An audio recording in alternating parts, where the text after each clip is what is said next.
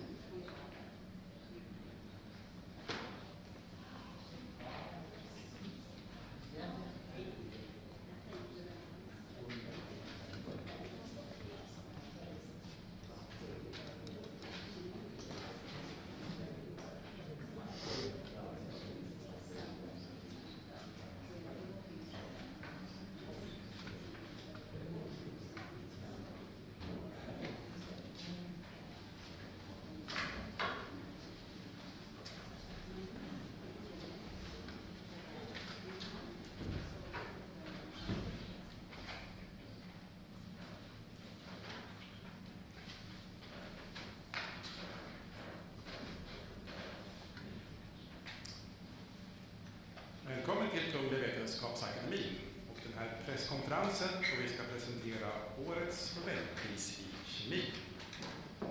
Welcome to the Royal Swedish Academy of Sciences and this press conference where we will present this year's Nobel Prize in Chemistry.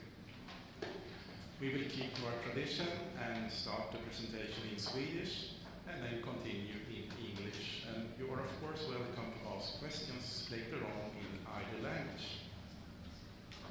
Jag heter Hans Elgren och är ständig sekreterare här på Kungliga Vetenskapsakademin. På min ena sida sitter professor Heiner Rinke, ordförande i Nobelkommittén för kemi. Och på andra sidan professor Robson, ledamot av Nobelkommittén för kemi och sakkunnig inom ämnet. My name is Hans Elgren. I'm Secretary General of the Royal Swedish Academy of Sciences. And to my right is Professor Heiner Rinke, Chair of the Nobel Committee for Chemistry. And to my left, Professor Robson, member of the Nobel Committee for Chemistry and one of the experts in this field. Årets pris handlar om att skapa nya rum för kemi. This year's prize is about creating new rooms for chemistry.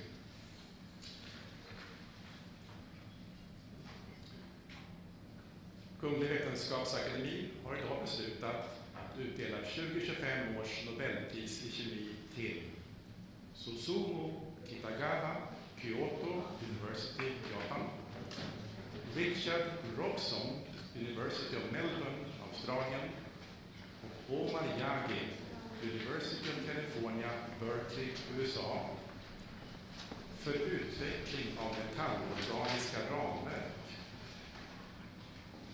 The Royal Swedish Academy of Sciences has been decided to award the 2025 Nobel Prize in Chemistry to Susumu Kitagawa, Kyoto University, Japan, Robson, University of Melbourne, Australia, and Omar Yaghi, University of California, Berkeley, USA, for the development of metal-organic frameworks. Professor Heiner Rinke will now give us a short summary in English. Please. Yeah, ladies and gentlemen, we have a great prize for you today. Imagine that the tools of chemistry could be used to create entirely new materials with unheard of properties. For example, imagine we could make solid materials full of tiny spaces in which gas molecules can feel at home and with chemical properties that can be adjusted to the specific needs and wishes of different molecules. One could then imagine to create materials that can separate carbon dioxide from air or from industry exhaust pipes. Or that could be used to separate toxic molecules from wastewater. One could imagine making materials that can harvest water molecules from dry air and make potable water in a desert.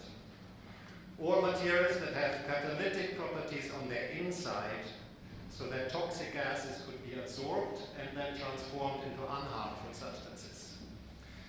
This year's laureates have achieved just that.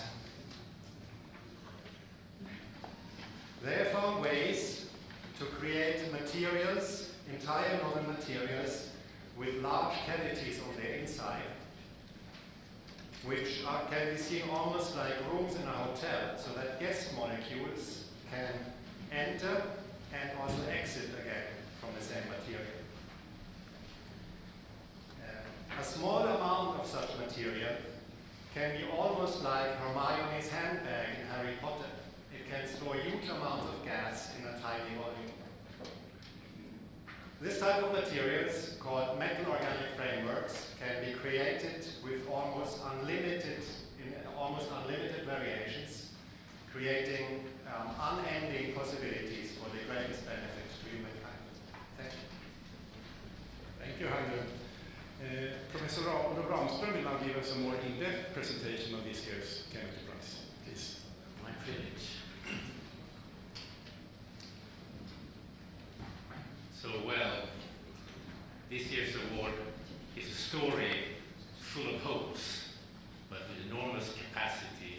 absorb all your attention and ideas. So this year's award is about frameworks, as we heard. And here you can see a typical construction framework. It happens to be made from wood, where the wooden boards or planks are joined together, assembled, probably using metal nails or screws. And of course this makes up the skeleton of this construction, of this future house. But you can actually see hinted here the many rooms inside this framework. So imagine now how we would be able to make such a framework at the molecular scale. And instead of using metal nails or wooden boards, we will use ionic or atomic molecular nodes and linkers and let them assemble themselves in such a framework. And this is exactly what our laureates have been working with. They have adopted a type of chemistry where you use metal ions or metal clusters as nodes and link them together with organic compounds. Organic compounds are such that are made from containing carbon-based molecules. So we have the metal ions as nodes, and then we have the organic molecules as linkers. And once you have identified those and mixing them together, they will then find themselves and arrange themselves in a type of self-assembly process into an ordered framework, a metal-organic framework, as you can see here. Now, this may look quite straightforward when you see it like this. However, to build such ordered structures was a very, very difficult challenge for many, many years. And although we actually knew about structures that looked like this, how to actually predictably being able to make them was very elusive. But let's go back to the late 1980s. At that time, Richard Robson, he reasoned that it would indeed be possible to build such frameworks predictably by taking metal ions and molecular organic linkers. He was inspired by the structure of diamonds, as you can see here. And if you know, diamonds are based on carbon atoms, and each carbon atom in diamonds are surrounded by 4 other carbon atoms in a pyramidal or tetrahedral orientational shape, and as you can see here in red. So Richard Robson reasoned that if you take a metal ion, in this case copper 1, as you can see here in purple, acting as nodes, and mix that together with an organic molecule, which is also pyramidal shaped or tetrahedral shaped. You can see it here in yellowish white. And in this case, each arm of this molecule, this organic molecule, has a so-called nitride group. And the copper ion and the nitride groups, they can find each other and form bonds. And that will, in principle, lead to a structure that will be similar to the structure of diamonds. Well, contrary to the general expectation at that time, in the late 80s, this actually worked really, really well. And Richard Robson obtained such an ordered framework structure, as you can see here. Now, in contrast to diamond, to the structure of diamonds, where the carbon atoms are very, very tightly packed, this framework, however, contained cavities or holes. As you can see, it's relatively large cavities or holes. And when you make this material, these cavities will be filled by, we call them inclusions, compounds, in this case solvent molecules, and also negatively charged ions, what we call counter ions. Once having showed this work, this demonstrated that this is indeed possible, Richard Robson also reasoned, he came up with several principles and discussed different features of such material. He, for example, discussed how to modulate such materials to make them more strong, how to keep together more strongly, to make the cavities smaller or bigger. He also predicted some applications of such materials, such porous materials.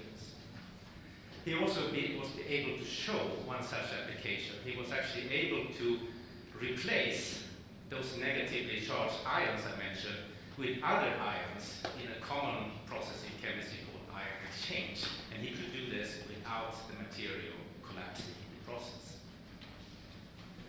Now, this is all about porous materials. And one of the absolute most important applications of porous material is gas adsorption. So we're jumping ahead a few years. And Susumu Kitagawa, he managed to demonstrate that gas absorption is indeed possible in these materials. So he designed and produced a relatively complex framework, as you can see on this picture. And this framework, too, contained cavities or channels. You can see them here in yellow. That when you make this, network framework, they were actually filled with water.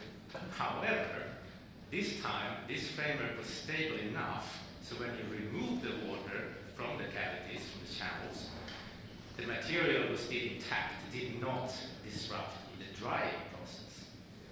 So now you had a material that was empty, and that could be used to adsorb, to take up gas molecules in a gas absorption process. And Susumu Kitagawa could show this for several gas molecules such as methane, oxygen, and nitrogen. He could show that the gases could be taken up, adsorbed by the material, and could also be released from the material, desorbed from the material, reversing. So by now, if you look at this structure, we now had frameworks. The development had come so far, so we now had frameworks that were stable enough to endure to emptying the pores, to emptying the channels and cavities. However, because of the principle of making these structures using metal ions, clusters, and organic linkers, Susumu Kitagawa reasoned that there is another feature with these materials. He then predicted that not only can you make such stable materials that can take up gases, you can also have this material changing shape upon changing the conditions.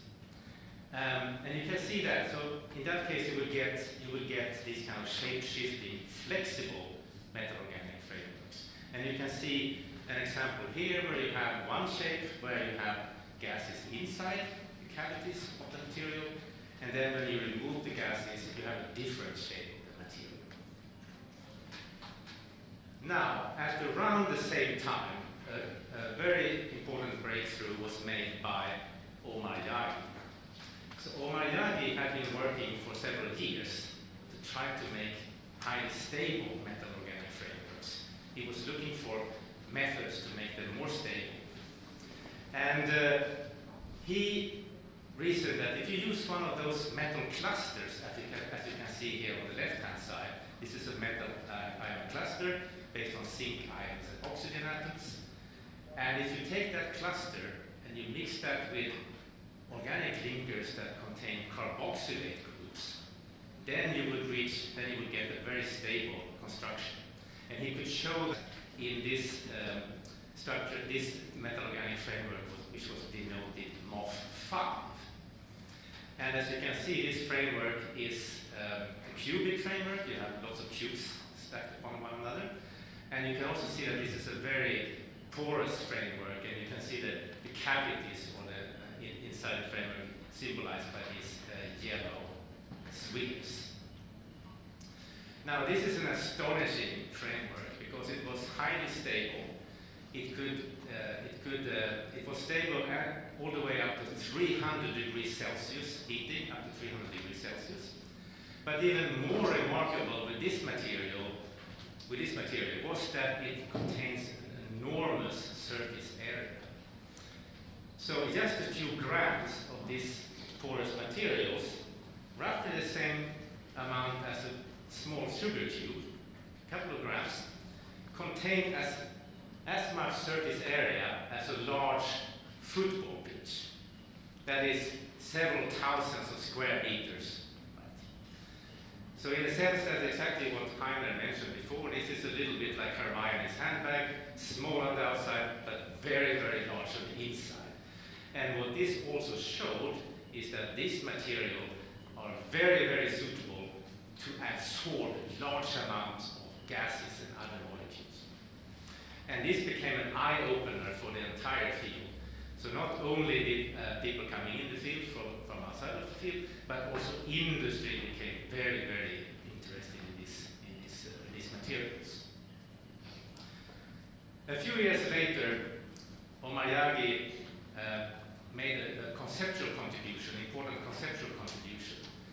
So, because metal-organic frameworks are based on organic linkers, organic compounds, and organic compounds can be varied almost infinitely.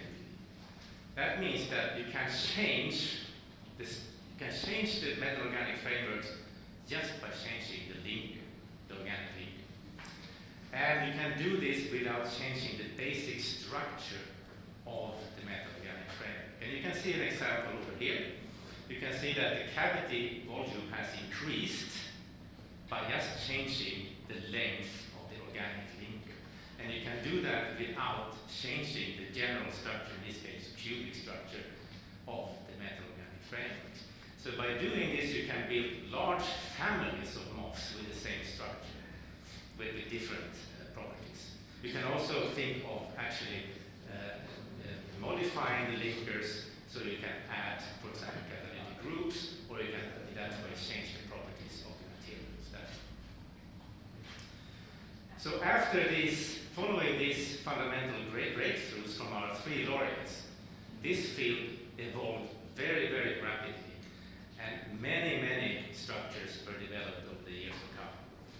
Many thousands of structures have now been developed and applied. I will just show you a few examples. You can see here. So, for example, now we have MOF structures, metal-organic frameworks, that can capture water from air, as Heiner also mentioned. For example, dry air in deserts, and those can then be used to produce drinking water. We have metal-organic frameworks that are good at capturing carbon dioxide from, for example, industry effluents. We have metal-organic frameworks that can store large amounts of hydrogen gas, and frameworks that can be used to recover precious rare earth metals from waste. We also have frameworks that can remove and break down oil contamination. And we have frameworks that can extract forever chemicals, such as PFAS, from water. These are just a few examples, and the list goes on and on and on and on. But overall, through these fundamental breakthroughs from our three laureates, this has led, and also their continuing efforts in this field after the breakthroughs, this has led to a very, very rich and active area, where we see new metal-organic frameworks develop almost every day. And many of these frameworks have also been applied, as you saw here. And it's very, very clear that we will expect many more frameworks to be developed and many more applications in the future for the benefit of humankind. Thank you. Thank you, Rob. Let's see now, do we have Professor Kitagawa on the phone? Yes. Good evening, Professor Kitagawa. Again, our warmest congratulations to the Nobel Prize in Chemistry. Good evening, thank you very much. I'm deeply honored and delighted that my long-time research has been recognized. Thank you very much. I know that you are very busy tonight, but do you have a few minutes to take questions from the press here, the media? We have this press conference right now where we have both national and international press. So can you take some? Okay. Yes. SVT, Swedish television. Good morning, Professor Kitagawa. Okay. My name Good morning. is Susan and I work for Sveriges Television, Swedish public service television. I want to congratulate you on your achievements. Thank you very much. I was wondering, science aside, what were your thoughts when you received the news just a short while ago? Yeah, this is the, I proud that this introduction of our works, and this is very new material, so it's a long time to realize in our society that this is real, the porous materials. That is very key effort to do it. But meantime, I really enjoy the chemistry of these materials. So this is my feeling, and so once again, I'm deeply honored and delighted, and my long-standing research has been recognized. And I think the Omar Yaghi also think about this. I know Professor Olof Ramström mentioned that your discoveries gives us hope. Do you agree? And what are your hopes for the future with the MOFs? Yes, I'm very much interested in transform this material to the society, of course, but this material is also a kind of surprising properties.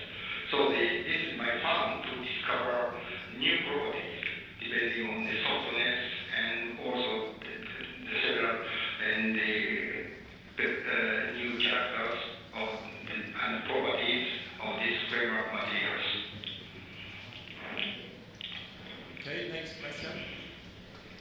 おめでとうございます。おめでとうございます。ありがとうございます。I'm Anne Negner this TV4. I'm wondering, would this technique make it cost efficient to suck out carbon dioxide from the air to help fight climate change? Yes. Yeah. So the properties of these materials is the well-defined porous structure. So that means the surface of the pore can strong interaction with the CO2, but this interaction is in a scientific word that is the physical. So the interaction energy is not so strong. So that means easy to capturing these materials, but easy to release this material. So energetics is quite important for this technology. So this material can realize it, I think.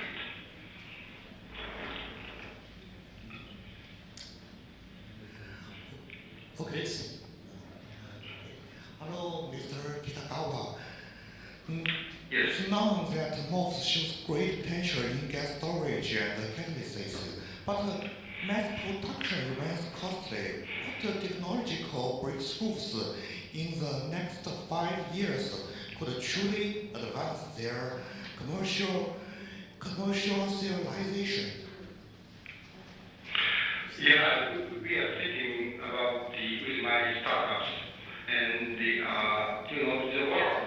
For instance, in the energy materials and the methane. In that case, for instance, very developed countries still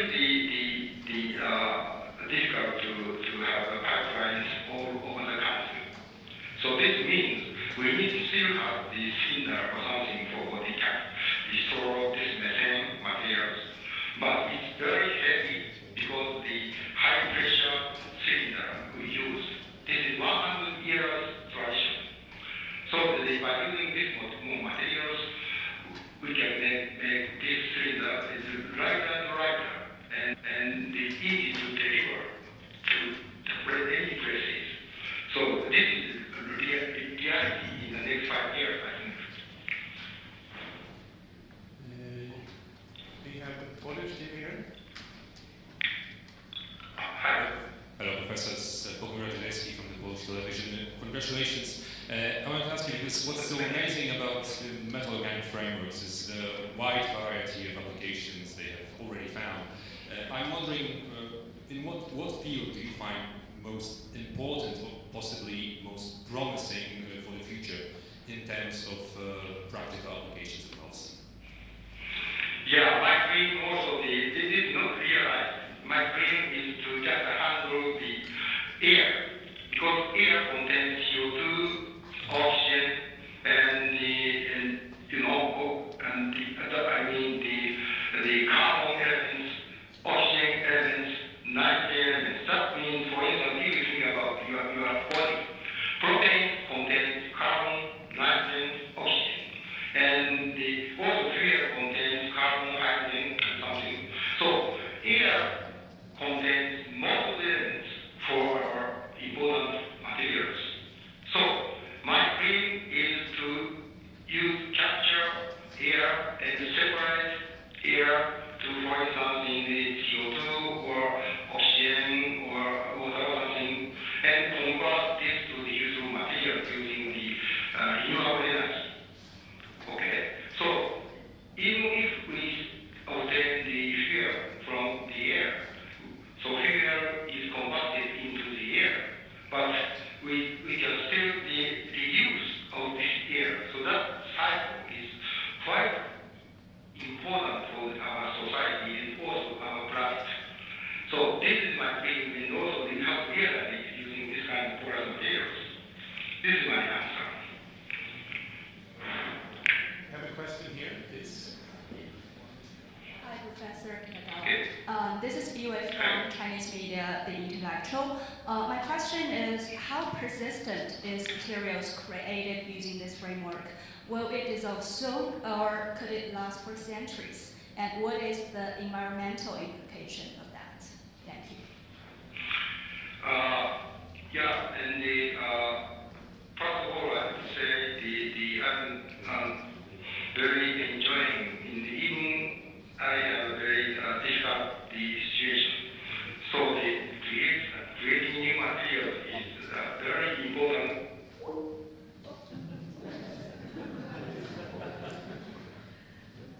We might have lost him there. See if we can make a new try.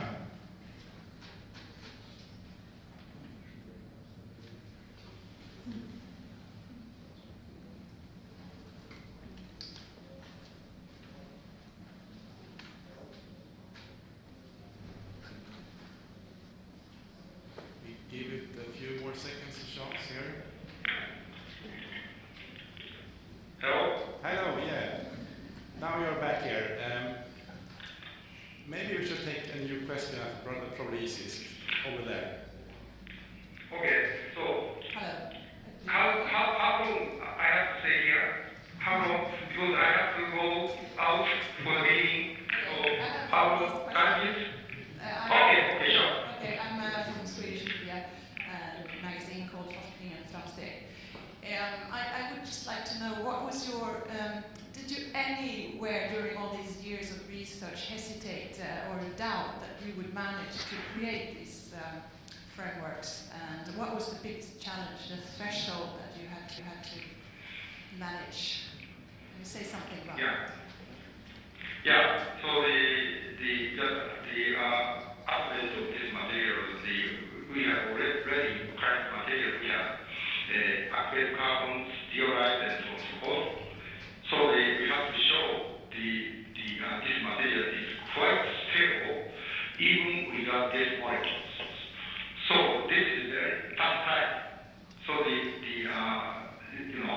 so but I was so optimistic because the create of new material is very, very much hard. It's very challenging. So anytime I told to the students in the challenge is very important in chemistry and science. So that's the point. I recall I took back this time. Can we take one final question there, please? Oh, okay. My name is Riko Takahashi. I'm Kyoto newspaper. I say even in Japanese, omedetou gozaimasu. And then you said that you are short of time, so I just do simple questions. Where were you when you got, I have two questions. Where were you when you got a phone call from the Nobel Committee? And yeah. Yeah, first answer. There is a writing. Yeah, there is a writing. And also this please. Yeah, very happy. Because this is a long-standing chemistry. So this is recognized. This is I'm pleased to know that. And maybe we can share this the feeling with the Omar and Richard. Okay, Professor Kitagawa, I think that's the final question here. Thank you for your important answers here, and we look forward to see you here in Stockholm in December. Yes, I will. Thank you very much. Thank you. Thank you. I can inform you that we were able today to reach all 3 laureates, so they have been informed. Now there is time to ask any further questions that might be to the prize committee about the work or something else that is related to the Nobel Prize in Chemistry.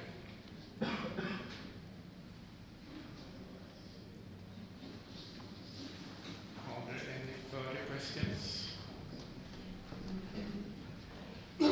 Could you tell us how Mr. Robson and Mr. Omar Yaghi reacted when you announced them to the press? They were rather glad.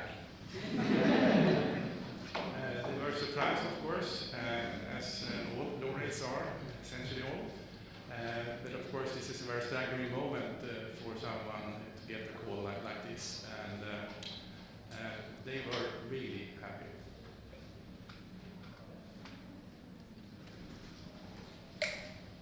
Thank you. My name is Lisa Melton from Nature Biotechnology. Is there any indication that beyond industrial uses they may be considered for biology, for medicine, medical devices, and so on?